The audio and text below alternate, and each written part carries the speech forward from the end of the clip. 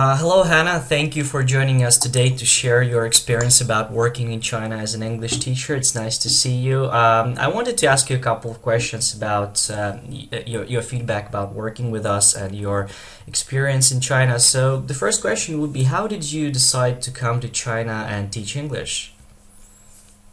Hi David, firstly. I chose to come to China because I was sick of my job and I was looking online and I saw Mm-hmm. work and live in China and it just looked like a reputable website and I was like, I'll inquire and see what it's about. And yeah, so I inquired and it looked really good. What was the process for you from the start, like when you applied? What happened next? I got in contact with the agency and they let me know about like what I would be paid, how I would come to China, what I would need to come to China, everything that would basically happen. So it was really straightforward. Mm-hmm. Yeah, it was really simple for me. I just knew I needed to book my flights, like not even needed to book a hotel. The Mm-hmm. agency booked it for me. But yeah, it was really straightforward. And was the choice that straightforward with China? Because there are places where you can teach English in the world, like many places. Why exactly China for you?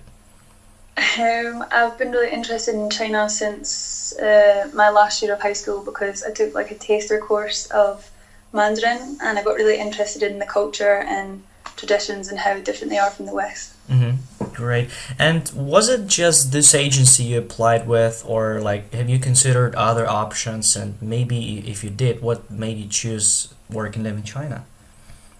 I didn't actually inquire in any other agencies just for the fact that once I'd spoken to the people at Work and Live in China, it just seemed so straightforward and simple, and they just seemed really trustworthy. So I was like, this is a good company, I'll work with these people. Mm-hmm.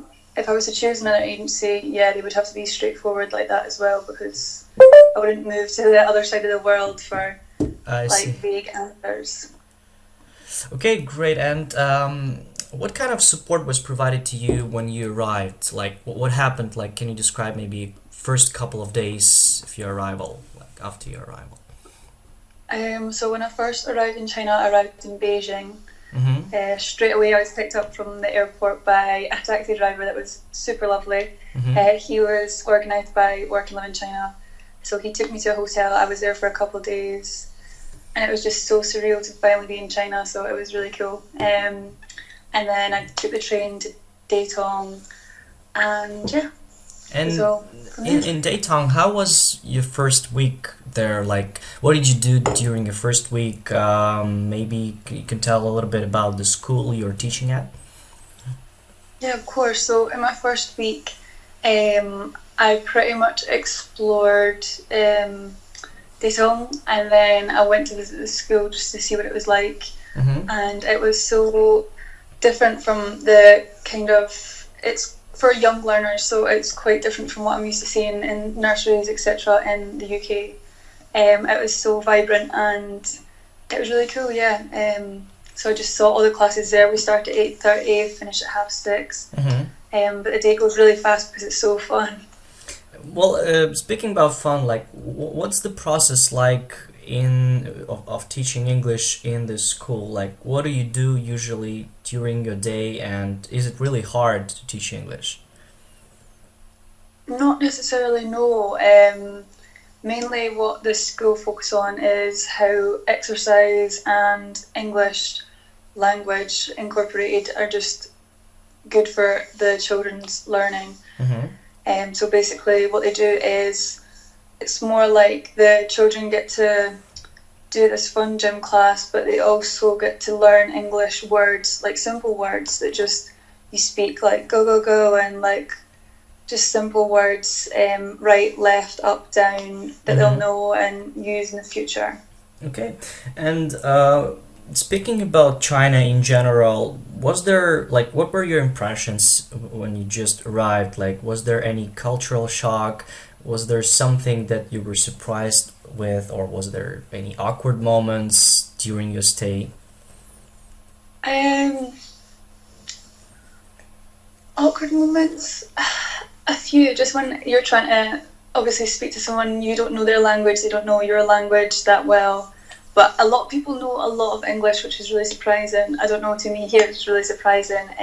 Also, what shocked me was, I think everyone knows this by now, but in China, the use of your phone can be used for everything, like to pay for basically. So you can obviously use it for anything, like your electricity, your plumbing, blah blah blah, just on your phone, everything.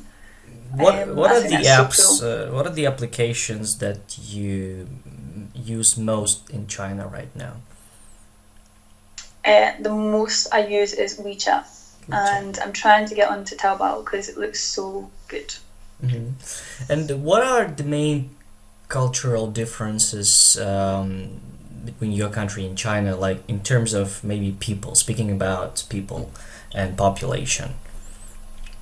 Uh, yeah, there's a lot of people in China. You realize that when you first come off the plane, there's so many people. Cultural differences, I'd say. I was trying to think. I think there's just a lot of their mentality is totally different, just because obviously the traditions, etc. they have, like you can't have a baby without marriage, etc., etc. I know hmm that's sometimes the same as in other places, but in the UK it's totally different. Um, but yeah, sometimes I think there's not a lot of differences, and then other times it's totally the other side of the spectrum where it's so different, it's unreal. But I think, yeah, China is amazing, and I actually love it here. So, are you enjoying your stay here, right? Yeah, I'm really happy here. I'm so glad I came. It's a big leap to take, like going from the UK to China, where it's totally different and you don't know the language. And But it was worth it. comparing the salaries in the United Kingdom and in China, what can you tell about the prices and the general level of life? Like, Yeah, I'd say you get so much more for your money here. Even just going out for like a really good meal is so much cheaper than in the UK. I'd say also things like furniture, which I haven't needed to buy because my apartment was all furnished for me, but things like just everyday necessities, going to the supermarket, so cheap. Yeah, even clothes shopping is really good, so hmm that's made me happy as well. And speaking about the apartment, can you tell us a little bit about it and how you got into this apartment? What was the process for you to accommodate? And something about it, like, is it comfortable? What it had, what it didn't have when you arrived? hmm Of course, yeah. So when I arrived in Daytong the first day, just got off the train, I was met by someone from the school, Mm-hmm. and she straight away took me to my apartment because I was really tired because it was a 6 hour train ride. So Mm-hmm. she took me straight to the apartment just so I could have a rest and then later on meet them to go to the school. But when I arrived at the apartment, it was so big. I was really happy and it looked really clean, which I was glad about. I did buy myself new bedding though, but they still had bedding, but I just bought my own bedding. Mm-hmm. But yeah, I had everything here. I have my own bathroom, my own bedroom. There's another bedroom as well, so also a kitchen. But yeah, the living room's big. I have a desk, a couch, two seats. Yeah, I have everything I need here, and a fridge as well. Some people don't have a Mm-hmm. fridge, but I do. Great. And how have you got on with the Chinese language so far? Like, do you know any phrases, words, or do you try communicating in Chinese, like outside? Yeah, well, I do have obviously, like I go after classes, I go out with some colleagues sometimes, so they try and teach me in school as well. They try and teach me some Chinese, so I know like shishi is thank you, Mm-hmm.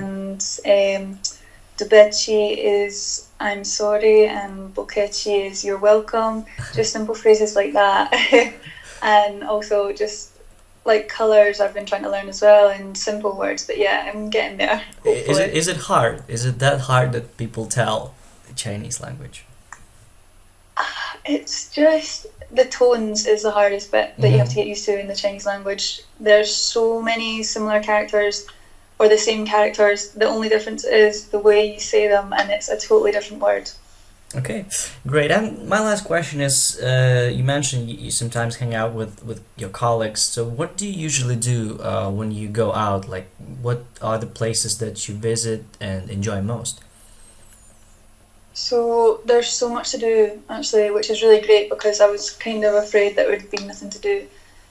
So after work, there's a big culture. Obviously, people always like just go out together after work in China. So what we do is normally either if we've not got work the next day, it's to like the bar or even the club. But if we Mm-hmm. do have work the next day, it might just be going to pool or KTV, which is really good as well. Or there's a game arcade as well, which is really fun. Mm-hmm. Great. Well, I guess I don't have any more questions. Thank you for sharing this wonderful experience of you staying in China. We hope you enjoy and we hope you stay for as long as you can. Any questions, just let us know. We are willing to help you in China anytime. Thank you. Of course, no problem at all, David.